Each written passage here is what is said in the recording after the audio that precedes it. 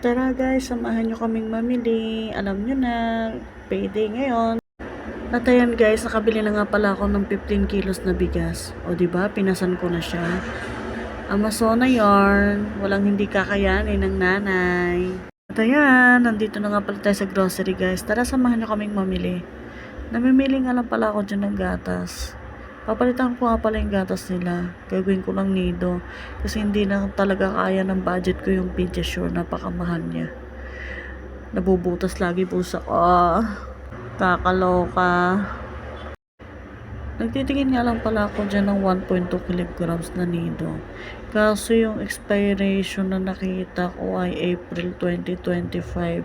So next month na siya. Kaya hindi ko siya kinuha. Naghanap ako ng mas matagal-tagal na expiration dyan. Ang nadampot ko na lang dyan na yung 700 grams. Kaya yun na lang ang kinuha ko. Kaya kumuha lang pala akong diaper dyan. O diba, for the libot ang person, akala mo naman ang daming ipamimili. At nagpunta nga lang pala kami sa Dilata. Kumuha lang ako dyan ng ilang pirasong sardinas, tapos corned beef. Tsaka syempre yung paborito kong palaman na liver spread. Pagkatapos niya, pupunta na kami sa counter para magbayad. Ito na ang nakakakabang part guys.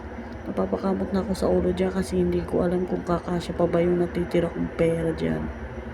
Bago nga pala kami nag-grocery, nakapagbayad na ako ng kuryente dyan at saka home credit. Inuuna ko talaga yun guys kasi baka makalimutan ko. Mapasarap kami ng pagdadampot. Agoy, hindi tayo makakabayad ng home credit. Patay tayo nito. Budget na pala yan guys. Ang hirap ng budget sa panahon ngayon. Napakamahal ng mga bilihin. Buti pa yung bilihin, nagmamahal. Yung tao, hindi. Char. Sila nga pala yung hinayaan kung magdampot-dampot ng mga gusto nila dyan. Kasi sila naman ang kakain. Sila rin kasi yung naiiwan lang sa bahay pag napasok ako. Sakto lang talaga yung pera ko dyan guys, pambayad. Yung natira na lang sa akin dyan, pamasahe namin pa uwi. O diba, ang saklap ng katotohanan. Ito na ang exciting part, ang pagre-restock. At ayan, isinalansan ko nga lang pala dyan sa ibabaw ng ref yung mga nabili ko, mga noodles, pancit canton, kape, at kung ano-ano pa. Pagpasensyahan nyo na nga pala, wala pa kasi akong organizer para dyan. Manifesting soon na makabili. Pray lang ng pray. At syempre, ang gatas nila. At ayan, nire-ready ko na nga pala yung mga pinamili natin guys. Yung juice na yan, isasalansan ko nga pala yan sa ref. Yan, lalagay ko lang yan dyan kasama ng iba pang juice. Tapos, meron din akong biniling Dutch meal.